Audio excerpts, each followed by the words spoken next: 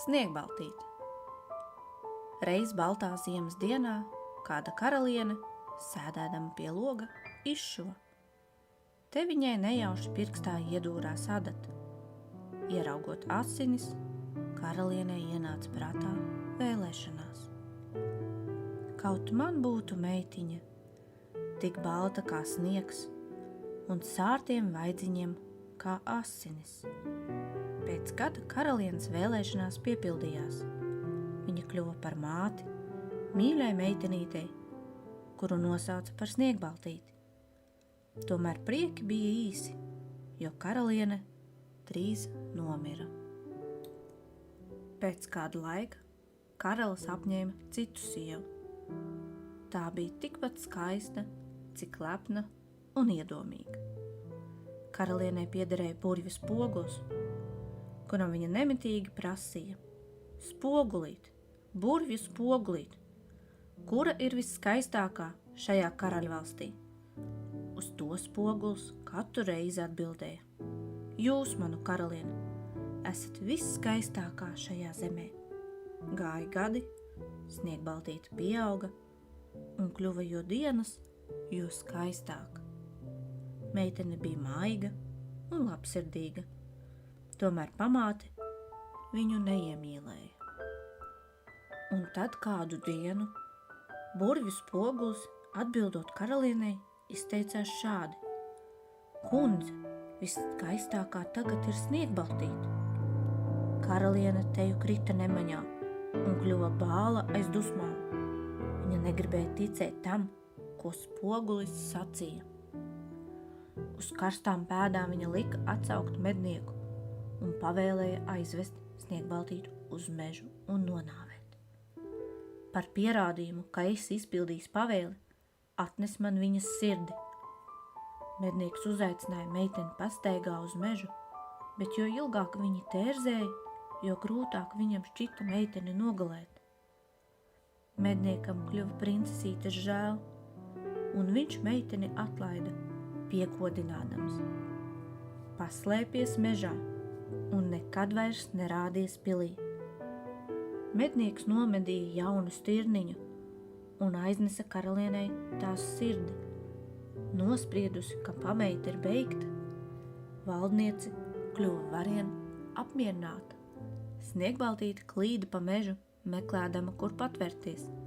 Spēki jau zuda, kad beidzot viņa pamanīja mājiņu. Meitene klauvēja, cik spēka. Tā kā neviens neatsaucās, viņa atvēra durvis un devās iekšā. Istabā stāvēja galds ar 7 krēsliņiem. Uz galda 7 šķīvīši, 7 krūzītes un 7 karotītes. Meitene bija izsalkusi, tāpēc viņa ieēda mazliet no katra šķīvīša un devās gulēt. Mājiņā dzīvoja 7 rūķīši, kuri strādāja dimantu raktuvēs. Pārradušies, viņi uzreiz pamanīja, ka namiņā kāds ir bijis. Pārmeklējot māju, rūķīšu gultiņā atrada Sniegbaltīti. Maigi uzmodināja viņu un ziņkārības pilni pavaicāja: Kā tevi sauc? Mani sauc Sniegbaltīte. Meitene uzticēja viņiem bēdīgo stāstu par pamāti, un rūķīši ļoti uzmanīgi klausījās. Viņi saprata, ka meitenei nav kur piet, tāpēc piedāvāja palikt savā mājiņā. Vai vēlies rūpēties par mūsu māju, kamēr mēs strādājam? Meitene sajūsmināti iesaucās: Ar lielāko prieku. Kopš šī brīža Sniegbaltīte gādāja par mājokli, un rūķīši jutās ļoti laimīgi, ka viņa mīt pie tiem namiņā. Ik rītu pirms došanās uz darbu viņi piekodināja: Aizslēdz durvis, nevienu nelaid iekšā, var atnākt tava pamāte. Rūķīšiem bija taisnība. Karaliene atkal iztaujāja spoguli un drīz vien atklāja mednieka apmānu. Spogulīt, kura ir visskaistākā karaļvalstī? Tā ir Sniegbaltīte, kundze. Karaliene saskaitās: Tas nevar būt, rādi man tūdaļ, kur viņa ir. pamāte pavēlēja spogulim. Ļaunā karaliene izgudroja, kā princesei padarīt galu. Viņa pārģērbās par tirgus sievu un devās uz rūķīšu mājiņu. Pienākusi pie durvīm, pamāte sauc: pārdodu krāšņas lentes, auklas, skaistas jostas. To izdzirdējusi Sniegbaltīte nespēja turēties pretī vilinājumam un iznāca pielaikot kādu no lentēm.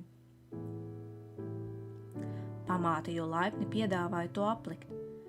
Viņa aptina lenti ap meitenes kaklu un savilka tik cieši, ka Sniegbaltīte nokrita zemē bez elpas.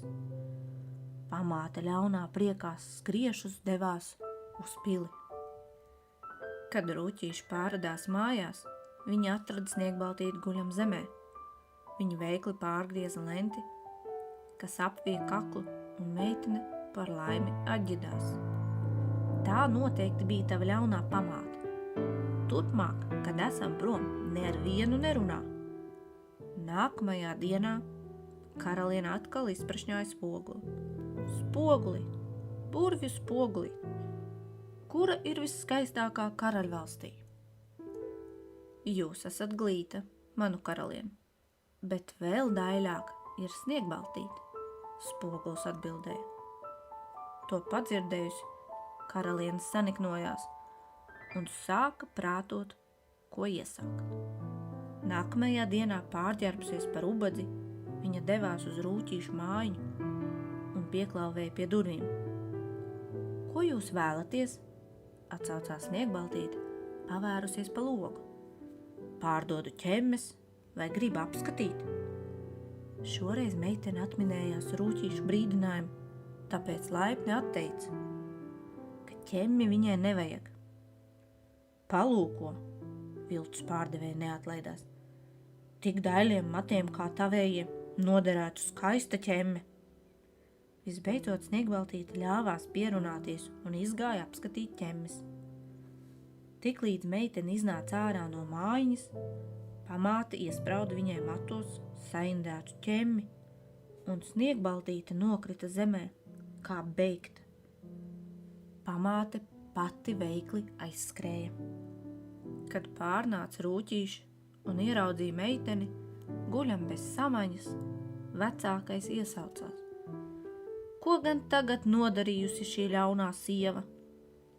Par laimi viens no rūķīšiem pamanīja matos ķemmi un uzmanīgi to izvilka.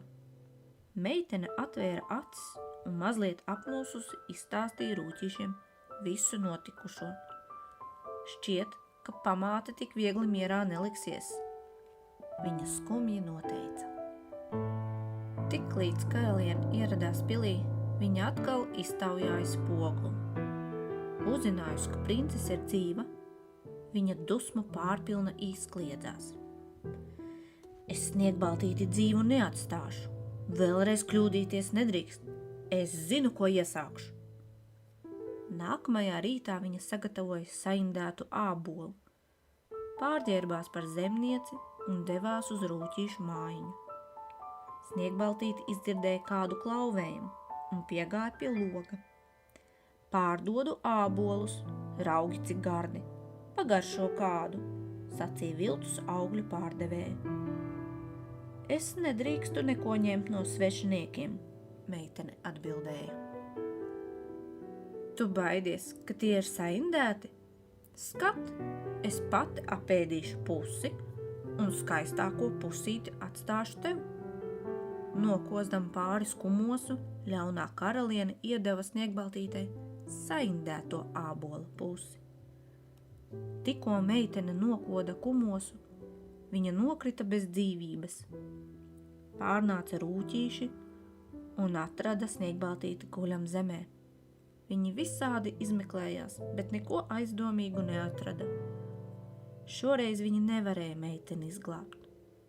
Rūķīši kļuva gaužām bēdīgi un sāka liet rūgtas asaras.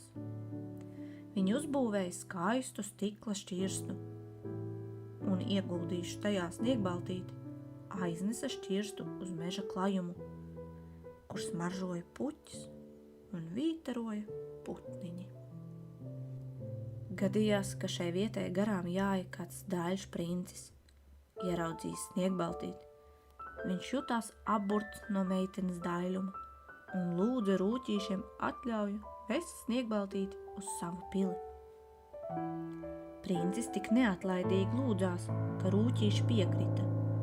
Nesdami šķirstu, sulaiņi nejauši paklupa uz akmens, un saindētā ābola gabaliņš izkrita Sniegbaltītei no mutes.